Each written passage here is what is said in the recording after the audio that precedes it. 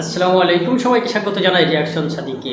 বিভিন্ন সংবাদের সত্যমিতা যাচাই করে সঠিক তথ্য তুলে ধরা হয় আপনাদের এই রিয়াকশন সাদিক চ্যানেল থেকে। যারা চ্যানেলটি প্রথম দেখছেন, অনুরোধ করবো অবশ্যই চ্যানেলটি সাবস্ক্রাইব করবেন এবং ভিডিওটি সম্পূর্ণ দেখবেন। তো শুরুতেই আমরা আজকে আপনাদেরকে একটি ভিডিও দেখাবো, তারপর সেই ভিডিওর বিশ্লেষণ। তো চলুন শুরু করি। পেরেছেন তার কন্যা তার চেয়ে এগিয়েছেন আরো শতভাগ বেশি।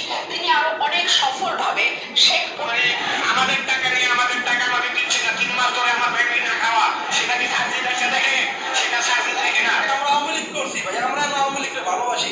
আজকে দেন সে চলে গেছে, ছাত্রলীগ মরে জায়গায় জায়গায়, আওয়ামী লীগ মরে জায়গায় ছাত্রলীগ। দেখলেন, সংবাদ পাঠ করা হচ্ছে, বিভিন্ন জায়গা থেকে কাট পেস্ট করে লেখা হচ্ছে যে রুমিন ফারহানা বলেছেন যে শেখ হাসিনা তার বাবার চেয়ে এগিয়ে এবং দুর্দান্ত কিছু কাজ করেছেন দেশের জন্য। তো শেখ হাসিনাকে অবশ্য স্বৈরাচারের দোসর বলতে রাজি নয় বিএনপি, এবং আওয়ামী লীগকে নিষিদ্ধেও তারা চায় না আর কি। আর আপনারা জানেন যে ছাত্রলীগ যখন নিষিদ্ধ করা হয় তখন তারা প্রতিক্রিয়ায় বলে যে কোনো দলকে আসলে বা কোনো সংগঠনকে নিষিদ্ধ করার আমরা কে, মানে প্রফেসর ডক্টর ইউনূস তিনি কে, কীভাবে তিনি ছাত্রলীগকে নিষিদ্ধ করেন, এই ধরনের কথাবার্তা কিন্তু আপনাদের ভিডিওতে দেখানো হয়েছে। তো হ্যাঁ, সত্যি রুমিন ফারহানা তিনি বলেছেন, এমনকি আপনারা দেখছেন যে মির্জা ফখরুল ইসলাম আলমগীর, মির্জা আব্বাস সহ বেশ কয়েকজন নেতাকর্মী তারা বলেছেন। এমনকি সর্বশেষ আমরা দেখেছি আমির খসরু, তিনি অন্যতম একজন বয়োজ্যেষ্ঠ নেতা বিএনপি, তো তিনিও ভারতে গেছেন, অমিত শাহর সঙ্গে সাক্ষাৎ করেছেন নতজানু হয়ে। কেন সবাইকে কেন নতজানু হতে হবে ভারতের কাছে, এমনটি প্রশ্ন রাখছে বিশ্লেষকরা।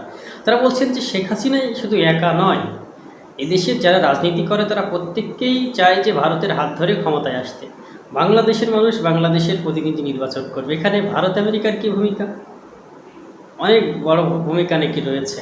তো সেগুলো অভ্যন্তরীণ বিষয়, বেশ আলোচনার বিষয়, সে বিষয়ে আমরা সামনে কথা বলবো। এখন যে আপনাদের হেডলাইন দেখে এখানে আসলেন, সেখানে বাজে কথা তিনি বলেননি রুমিন ফারহানা, কিন্তু তিনি বলেছেন যে ছাত্রলীগকে কেন নিষিদ্ধ করা হলো এবং আওয়ামী লীগকেও নিষিদ্ধ করা কেন হবে। তারা তাদের মতো থাকবে বা তাদের রাজনৈতিক দল টিকে থাকবে, এমনকি তারা নির্বাচনেও আসতে পারে অন্য কেউ দ্বারা আর কি, শেখ হাসিনা ছাড়া। তো এই হচ্ছে কথাবার্তা। এখন পর্যন্ত এতটুকুই, ধন্যবাদ সবাইকে।